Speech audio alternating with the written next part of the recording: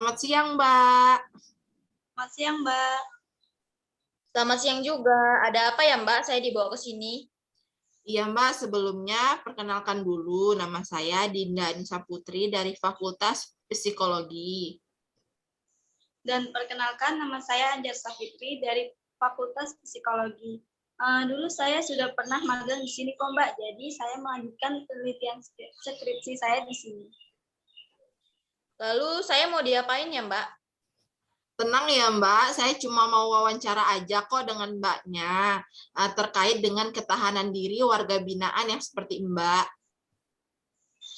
Seperti aku. Maksudnya yang seumur hidup ini.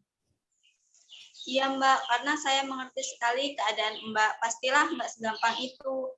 Dan Mbak pasti harus bisa menguatkan diri untuk itu. Makanya Mbak, aku kesini untuk minta resepnya, Mbak ya. Mungkin bisa untuk pembelajaran aku dan teman-teman lainnya. Wah, jangan aku lah, Mbak. Coba yang lain aja. Yang lain juga nanti saya tanyain kok. Saya masih ada kerjaan loh, Mbak, di sana. Ngantar obat, ya muter-muter. Banyak pekerjaan aku ini. Nanti kalau nggak balik-balik dimarahin ibunya. Tenang, Mbak. Nggak lama kok, sebentar saja. Coba yang lain aja sih, Mbak. Nggak apa-apa, Mbak. Sebentar aja kok. Ya udah, janji loh ya sebentar. Iya, Mbak. Ngomong-ngomong, saya dengan Mbak siapa ini? Nama saya Anissa, Mbak. Usia berapa? 30 tahun. Saya sudah 10 tahun loh, Mbak, di sini. Sebelumnya Mbak kerjaannya apa ya? Aduh, apa ya? Ya, ngomong ponakan kayak gitulah. Jadi dulu Mbak ikut bantu momong ponakan. Kalau pekerjaan yang tetapnya Mbak? Tahu lah. Oke, Mbak. Kalau boleh tahu, kena kasus apa ya, Mbak? Itu Mbak, narkoba. Mbak tertangkap pada usia berapa? Waktu itu saya umur 20 tahun, Mbak. Kalau boleh tahu, bagaimana proses sidang Mbak Anissa? Ya kayak gitulah, Mbak. Ya kayak gitu gimana ya Mbak ya? Ya pokoknya gitulah, ada hakim, saya duduk, terus ketok palu, masuk sini, gitu aja sih, Mbak. Oke, Mbaknya pas itu sidang di mana ya? Saya sidang di Semarang sini, Mbak. Makanya saya juga dapatnya di sini. Oh, lalu apa yang Mbak rasakan pas masa persidangan? Aduh, gimana ya, Mbak? Kayak kiamat rasanya, mau mati aja rasanya. Bayanginnya saya harus hidup selama ini, nggak tahu deh masa depan saya kayak apa. Lalu pas dengar Mbak divonis seumur hidup gitu, gimana perasaannya? Aku tuh udah kayak nggak mau inget-inget lagi sih Mbak masalah itu. Udah tak buang jauh-jauh. Nggak enak kalau disuruh inget-inget. Rasanya itu Mbak bikin pusing, mual. Wes pokoknya jadi satu numpuk. Pokoknya nggak enak Mbak rasanya kalau disuruh inget-inget. Apa yang membuat Mbak berusaha dengan keras melupakannya? Ya gimana ya Mbak, kalau diingat prosesnya itu rasanya mau kiamat. Kayak kenapa ya saya berbuat seperti itu dulu. Tapi semua sudah lewat ya, mending saya lupain aja. Terus lanjutin hidup. Kalau diingat ya udah masa lalu Mbak, sudah nggak pingin tak ulangin lagi. Oke, lalu bagaimana usaha Mbak pas itu biar nggak terlalu dalam perasaannya Mbak? Ya pada saat itu terjadi benturan-benturan itu tuh rasanya memang ya sudah putus asa, gelap, pikirannya pengen bunuh diri aja, macam-macam lah Mbak. Tapi ya saya kembalikan semuanya sama Tuhan. Saya pengen deket sama Tuhan lah Mbak. Maaf, kalau boleh tahu agamanya Mbaknya ini apa ya? Saya Islam Mbak. Oke Mbak, pas masa persidangan Mbak apakah diberikan pendampingan keagamaan gitu? Iya Mbak ada. ada pengaruhnya nggak sama Mbak dengan adanya pendampingan itu buat Mbak? Ya, sedikit luapan-luapan emosi agak mereda lah, Mbak. Jadi agak lebih tenang. Gimana ya, adem gitu rasanya dengan adanya pendamping saya itu. Oke, apakah ada keluarga Mbak yang mendampingi? Nggak ada, Mbak. Saya kan di sini sendirian. Tapi keluarga mengetahui Mbak dengan kasus ini. Iya, tahu. Cuman mereka semua kan di Jakarta, jadi nggak ada yang nemenin. Oh, jadi karena pada di Jakarta, Mbak di sini sendirian. Jadi bagaimana keadaan Mbak setelah menerima hukuman seumur hidup? Awalnya di tahun pertama, tahun kedua itu luapan keputusasaan gitu lah, Mbak. Kejengkelan, pokoknya semua numpuk jadi satu.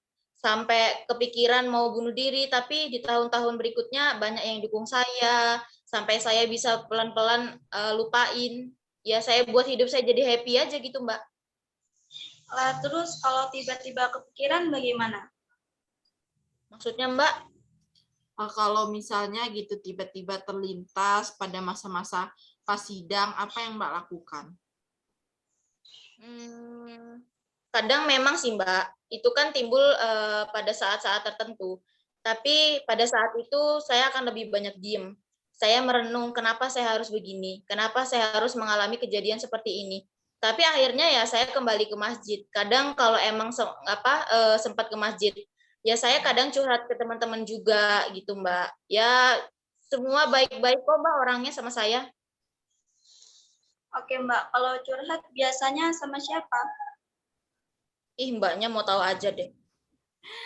Iya, biasanya kan kalau pas posisi kayak gini tuh ya Mbak, biasanya kan butuh temen curhat ya, biasanya sama siapa gitu.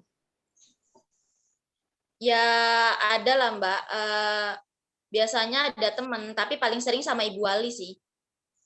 Siapa ibu walinya Mbak Anissa? Ada Ibu Feni, Mbak namanya. Ya yang sering ngurus saya di kesehatan. Oke, kira-kira sering curhat apa Mbak sama Bu Feni? Apa ya, biasa aja sih, Mbak. Ya malah ya masalah temen, masalah keluarga, paling juga masalah hukuman. Gimana saya, gimana harus ke depannya aja. Pernah nggak Mbak menyesali perbuatan Mbak ini? Ya pastilah, Mbak. Setelah semua ini tuh saya sangat-sangat menyesal sekali. Saya merusak hidup saya sendiri. Selain itu keluarga saya juga kena dampaknya. Nah, pas Mbak menyesali hidup Mbak ini tadi, bagaimana cara Mbak mengevaluasi diri? Ya pokoknya saya sekarang tuh sering baik-baik aja deh, Mbak, sama orang. Supaya apa Mbak? Ya kan kita tahu ya, Mbak, karma itu ada. Dan saya percaya itu. Kalau kita baik sama orang, suatu saat kita juga bakal dibaikin gitu, Mbak. Oh iya Mbak, bener. Jadi Mbak ini pernah nggak sih punya angan-angan gitu? Ya walau saya hidup begini, Mbak, saya juga pengen berangan-angan juga gitu loh, Mbak. Apa itu Mbak kalau boleh tahu? Ya jelas lah pengen bebas. Oke, tapi kan gini ya Mbak, Mbak kan menyadari kan kalau selama di dalam lapas gitu, angan-angan Mbak ini kan akan sulit ya dilakukan gitu. Iya sih, benar. Nah, apa yang Mbak lakukan supaya Mbak nggak terlalu larut dan jadi beban pikiran? Ya saya selalu ngomong sama diri sendiri. Apa yang telah saya lakukan, apa yang selama hidup saya ini sampai setua ini, apa yang telah merugikan orang lain, merugikan diri saya sendiri. Tapi Tuhan tuh nggak pernah tidur, Mbak.